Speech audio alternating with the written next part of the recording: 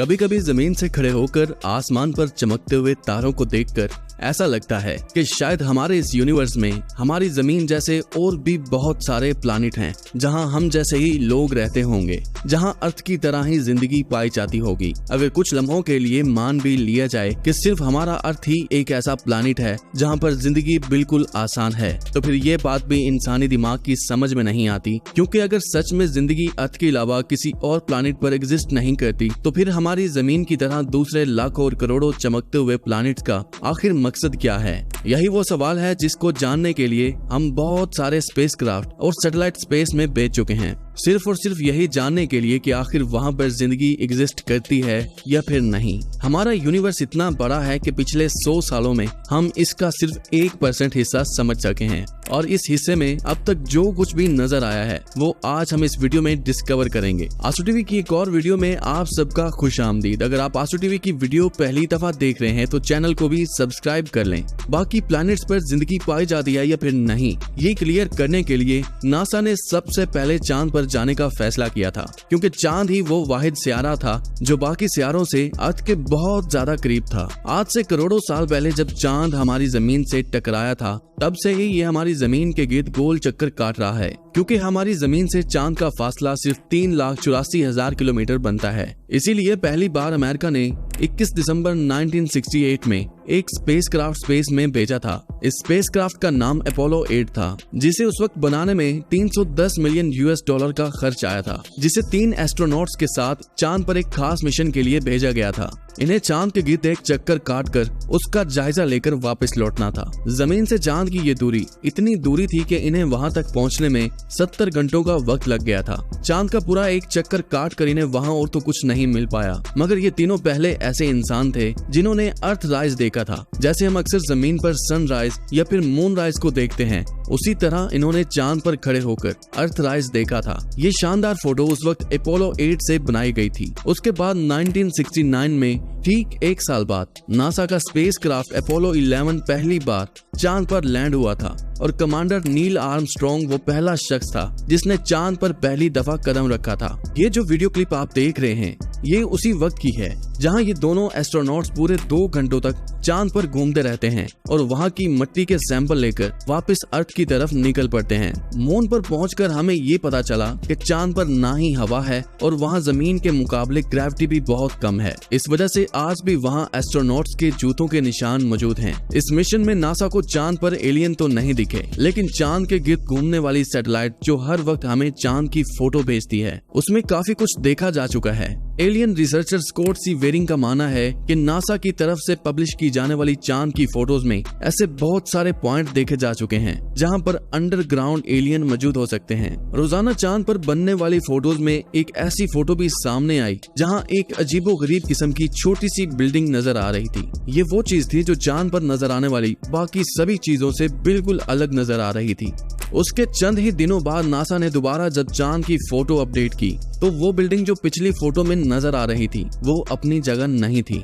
Scott का मानना है कि अगर चांद पर कोई एक्टिविटी नहीं हो रही तो आखिर कैसे वो चीज अपने आप वहां से गायब हो गई। इसके अलावा साइंटिस्ट को चांद की डार्क साइड पर, यानी वो साइड जो हमें जमीन से कभी नजर ही नहीं आई, वहां उन्हें बहुत बड़ा मिस्टीरियस एरिया दिखाई दिया जो चांद के बाकी हिस्से से काफी ज्यादा डिफरेंट था। साइंटिस्ट का मानना है कि चांद का यह हिस्सा 43,000 स्क्वायर किलोमीटर पर फैला हुआ है, और ये उस मिट्टी से नहीं बना हुआ जो नील आर्म चांद से लेकर लौटा था, बल्कि ये साइड मुकम्मल तौर पर मेटल से बनी हुई थी। साइंटिस्ट का मानना है कि आज से करोड़ों साल पहले जब चांद जमीन से टकराया था, तब एक बहुत बड़ा ब्लास्ट हुआ था। तभी यहाँ का टेम्परेचर इतना बढ़ गया होगा जिस वजह से एक बहुत बड़ा रिएक्शन हुआ होगा और ये मेटल चांद पर ही रह गया होगा। पिछले कई सालों से चांद ने स्पेस से गिरने वाली बहुत सी एस्टेरॉयड की मार को भी झेला है। इसी वजह से इसकी सतह पर बहुत सारे गड्ढे दिखाई देते हैं। अगर चांद के अलावा हम मार्स की बात करें, जो चांद के बाद दूसरा जमीन का सबसे करीबी सियारा है, तो हम अभी तक वहां 21 स्मार्ट रोबोट्स बनाकर भेज चुके हैं। वो मार्स जिसको रेड प्लैनेट भी बोला जाता है, वो प्लैनेट हमारी जमीन से 40 करोड़ किलोमीटर दूर है।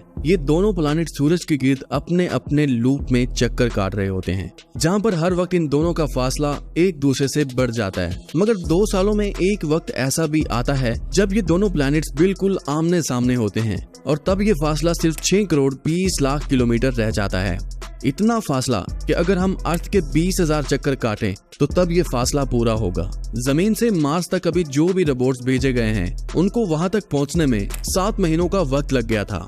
मार्स पर 21 रोबोट भेजे गए थे, जिनमें 17 रोबोट्स मार्स पर लैंड करते वक्त ही क्रैश हो गए थे, मगर 4 रोबोट्स ऐसे थे जो अभी तक वहां अपने मिशन को पूरा कर रहे हैं। ये चारों रोबोट सैटेलाइट से कनेक्ट हैं, जिनको जमीन से ऑपरेट किया जाता है। इन चारों रोबोट्स ने हमें अब तक मार्स की जितनी भी फोटो भेजी हैं, उनमें बहुत सारी अजीब चीजें देखी जा चुकी हैं। एलियन रिसर्चर स्कॉट सीवेरिंग का कहना है कि मार्स से हमें ऐसी इंफॉर्मेशन मिल चुकी है जिसके बाद ये कहा जा सकता है कि मार्स पर भी जिंदगी पाई जाती है, क्योंकि मार्स पर रोबोट से ली हुई फोटो में इन्हें कुछ पिरामिड भी दिखाई दिए थे, बिल्कुल वैसे ही पिरामिड जैसे अर्थ के मिस्र में मौजूद गीजा के पिरामिड हैं, जिन्होंने अर्थ पर ये एक बहुत बड़ी मिस्ट्री खड़ी कर रखी है जिसे आज तक समझा नहीं जा सका। ऐसे ही हूबहू दिखने वाले पिरामिड मार्स पर भी देखे जा चुके हैं। मार्स की इन रोबोटिक फोटो में बहुत सारे पत्थर देखे जा सकते हैं, मगर इनमें जो पत्थर सबसे अलग दिखता है, जिसकी शक्ल बिल्कुल गीजा के इन्हीं 3 पिरामिड जैसी है, जिसे देखकर ऐसा लगता है कि किसी ने खास तौर पर ये छोटा सा पिरामिड अपने हाथों से बनाया होगा। स्कॉट का मानना है कि मार्स पर छोटे छोटे कद वाले एलियन मौजूद हो सकते हैं, जिनकी तादाद मार्स पर बहुत कम है, जिन्हें अभी रोबोटिक कैमरा देख नहीं पाया। क्रिस्टो रोवर वो रोबोट जिसको बनाने में नासा के $2.5 बिलियन खर्च हुए थे, उसने मार्स पर लैंडिंग के बाद धड़ाधड़ फोटो बनाकर हजारों फोटो अर्थ पर भेजी थी।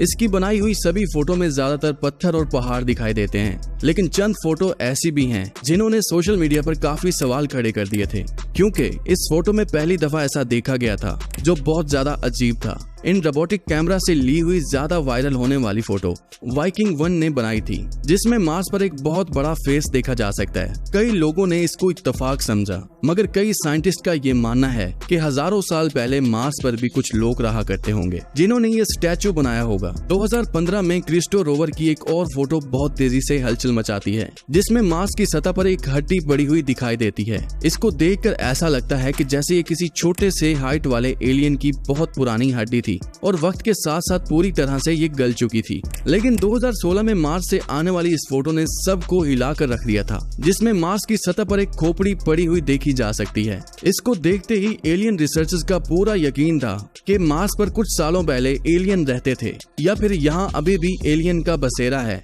और यही बात नासा ने भी डिक्लेयर कर दी थी कि मार्स पर किसी दौर में जिंदगी मौजूद थी। अभी इसी फोटो पर रिसर्च हो रही थी कि मार्स पर क्रिस्टो रोवर की एक और फोटो ने नासा के सभी साइंटिस्ट को पूरी तरह से उलझा कर रख दिया था। इस फोटो में ऐसा पत्थर दिखाई दिया जिसकी शक्ल अर्थ पर मौजूद हूबहू मछलियों जैसी थी। चारों रोबोटिक कैमरा की मदद से ये तो पता चल गया था कि मार्स जमीन से भी पुराना है और यहाँ किसी दौर में लगभग अरबों साल पहले, जब हमारी जमीन पर जिंदगी मौजूद नहीं थी, यहाँ पर जिंदगी मौजूद हुआ करती थी और ये अर्थ की तरह ही हरा भरा हुआ करता था। यहाँ पर अभी भी हवा मौजूद है और यहाँ ग्रेविटी भी हमारी जमीन की तरह ही है और यहाँ समंदर भी हुआ करते थे, जिनके होने की निशानियां इन फोटो में देखी जा सकती हैं।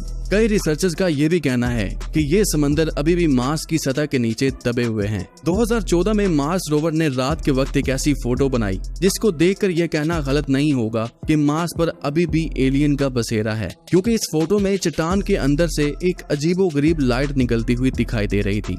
इस फोटो के पब्लिश होने के बाद एलियन रिसर्चर्स का कहना था कि ये मार्स पर एलियन एक्टिविटी का मुंह बोलता सबूत है। इन सभी फोटो से अब तक ये जाहिर हुआ था कि मार्स अब एक बंजर प्लैनेट है, पर इसकी असल हकीकत क्या है, इसको जानने में हमें और कई साल लग जाएंगे। 2018 में मार्स से भेजी जाने वाली इस फोटो में पत्थर से बना हुआ एक ऐसा फेस वाज़ेह तौर पर नजर आ रहा है। उसके बाद 2019 की एक फोटो में देखा जा चुका है कि एक पहाड़ पर एक फीमेल का स्टैचू मौजूद है।